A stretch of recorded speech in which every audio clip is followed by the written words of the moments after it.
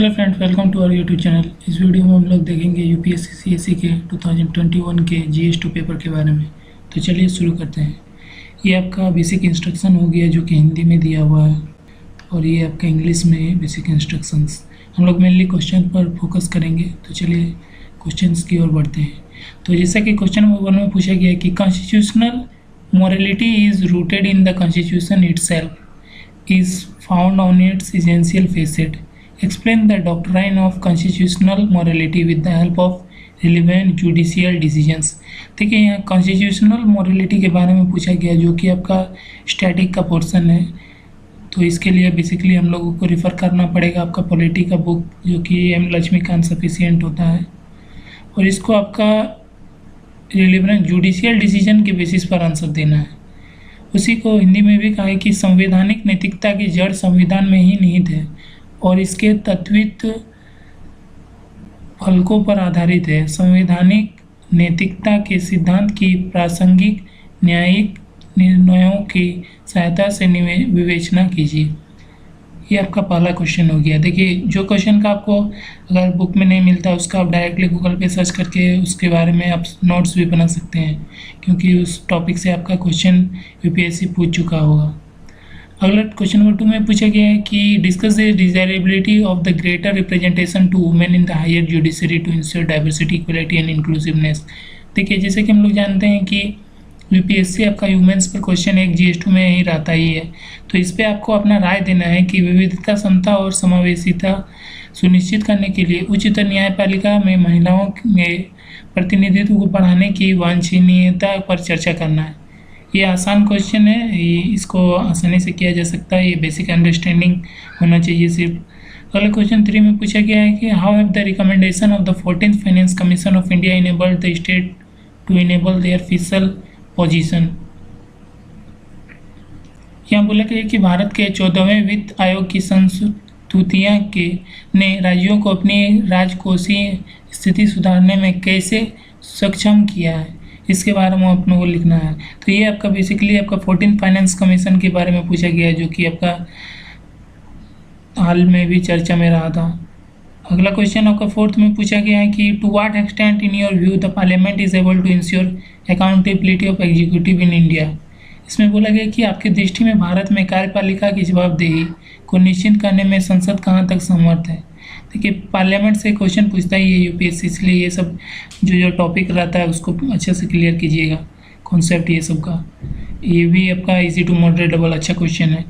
Next आपका 5 में pressure group. देखिए, जैसा कि पिछले वीडियो में भी मैंने बताया था कि प्रेशर ग्रुप यूपीएससी का फेवरेट टॉपिक है, इससे पूछ ही देता है। तो वही पूछा है, pressure groups play vital role in influencing public policy making in India. Explain how the business association contribute to public policy. यहाँ पे बोला गया कि भारत में सार्वजनिक नीति बनाने में दबाव समूह महत्वपूर्ण भूमिका निभाते हैं। समझाइए कि व्यवसाय संघ सार्वजनिक नीतियों में किस प्रकार इसका योगदान करते हैं। ये भी देखिए नॉन टॉपिक है, इसलिए ईजी है, इसको आसानी से किया जा सकता है। नेक्स्ट 6 में आपका क्या है ना, beside being a moral imperative of A welfare state primary health structure is a necessary precondition for sustainable development. देखिए, ये आपका रिपीटेड क्वेश्चन लग रहा है, इसको हम लोगों ने फिर डिस्कस भी किया है। इसमें बोला गया कि एक कल्याणकारी राज्य की नैतिक अनिवार्यता के अलावा प्राथमिक स्वास्थ्य संरचना धारणीय विकास की एक आवश्यक पूर्व शर्त है। इसके बारे में आपको विश्लेषण करना है। ये भी देखिए, ये आपका इजी क्वेश्चन है, इसको आपका अंडरस्टैंडिंग के बेसिस पे आप इसको आंसर दे सकते हैं। नेक्स्ट क्वेश्चन आपका 7 में है, अर्न वाइल यू लर्न। देखिए, ये डायरेक्टली आपका इजी क्वेश्चन है। Skills needs to be strengthen to make vocational education and skill training meaningful.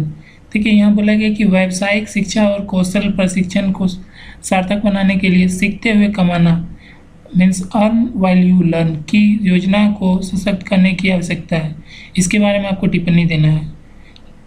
ये आपका अच्छा क्वेश्चन है, इस पर आपको अंडरस्टैंडिंग होना चाहिए। नेक्स्ट क्वेश्चन आपका 8 में है, can the vicious cycle of the gender inequality poverty. देखिए, पॉवर्टी भी बोला गया था कि ये आपका रिपीटेटिव आपका क्वेश्चन पे भी पॉवर्टी पे एक जीएस2 पे रहता ही है।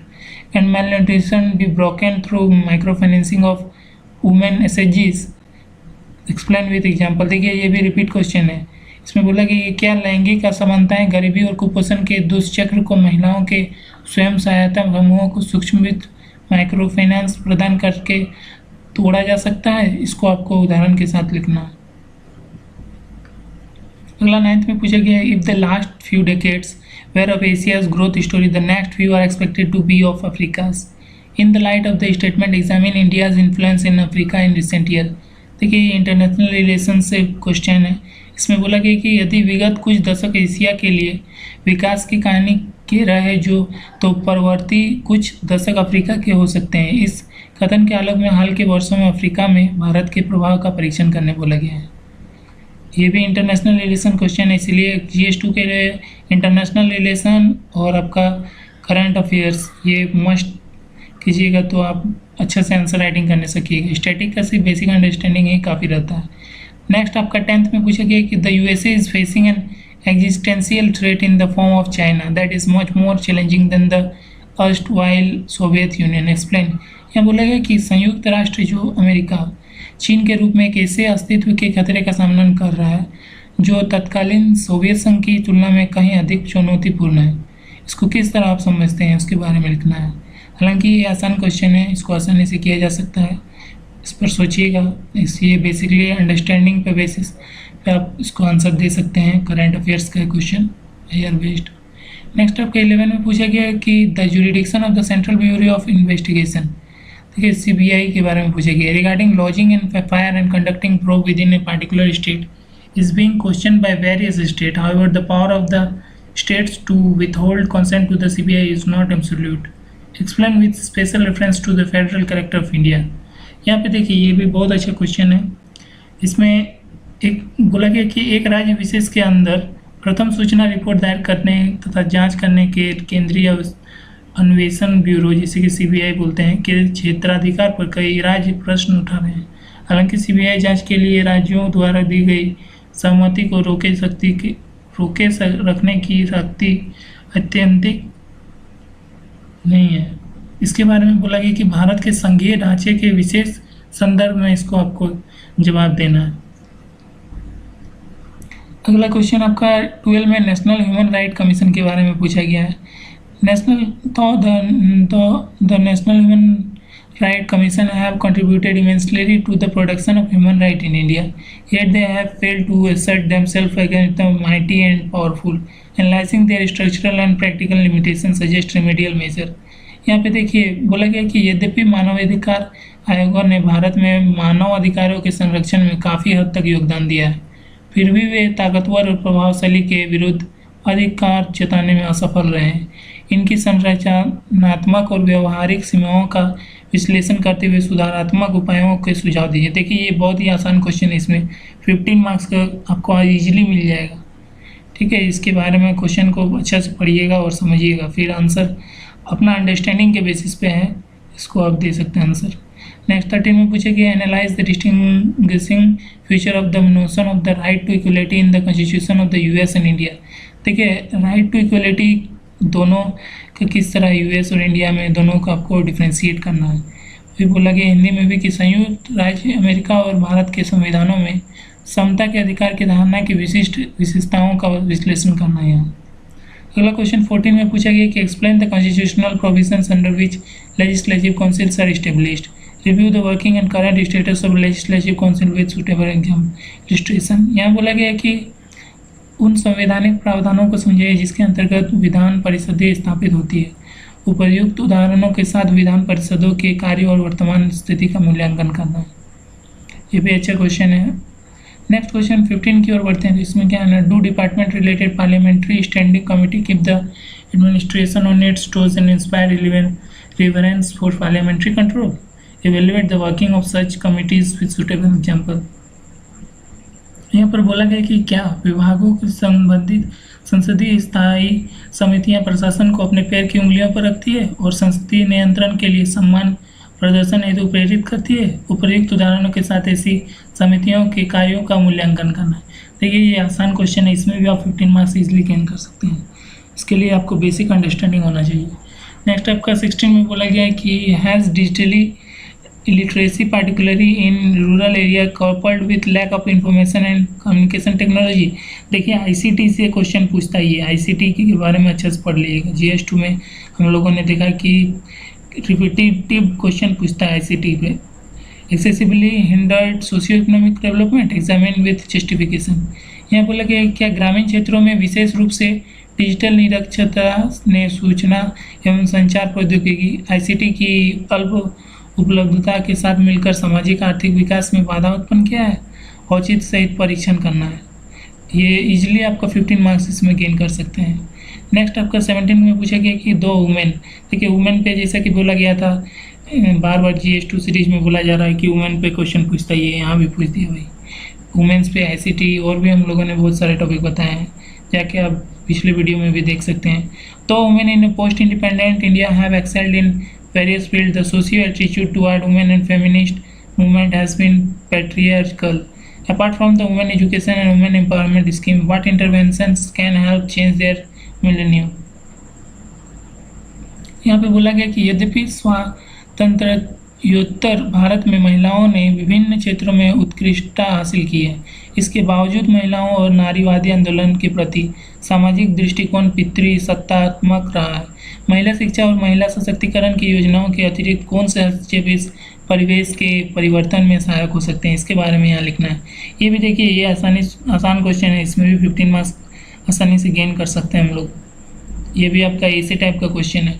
नेक्स्ट आपके 18 में बोला गया है कि can civil society and non governmental organization, जैसे कि हम लोग देख रहे हैं प्रीवियस 2-3 ईयर में लगातार सिविल सोसाइटी या सिविल सर्विस पे रिलेटेड एक क्वेश्चन दे ही रहा है। देखिए ये भी उसी तरह रिलेटेड है। तो यहाँ बोला कि can civil society and non governmental organization present an alternative model of public service delivery to benefit the common citizen, discuss the challenges of this alternative model. यहाँ बोला गया कि क्या नागरिक समाज और गैर सरकारी संगठन आम नागरिक को लाभ प्रदान करने के लिए लोक सेवा प्राध्यायगी का वैकल्पिक प्रतिमान प्रस्तुत कर सकते हैं? इस वैकल्पिक प्रतिमान की चुनौतियों की विवेचना करना है। ये भी अच्छा क्वेश्चन है, इजी टू मॉडरेट लेवल का क्वेश्चन माना जाएगा इसको। नेक्स्ट 19 में पूछा गया कि critically examine the AIIMS and objective of SCO. देखिए एससीओ एससीओ आपका जो रहता है, एससीओ के बारे में यहाँ पूछ दिया है। What importance does it hold for India. देखिए यहाँ पे एससीओ के बारे में पूछा है। एससीओ के बारे में पिछले वीडियो में भी हम लोगों ने देखा कि एससीओ के बारे में पूछा था। ठीक है, तो एससीओ के बारे में आप इन्फॉर्मेशन कलेक्ट कर लीजिएगा, जो कि आपको आसानी रहेगा इसको आंसर देने में।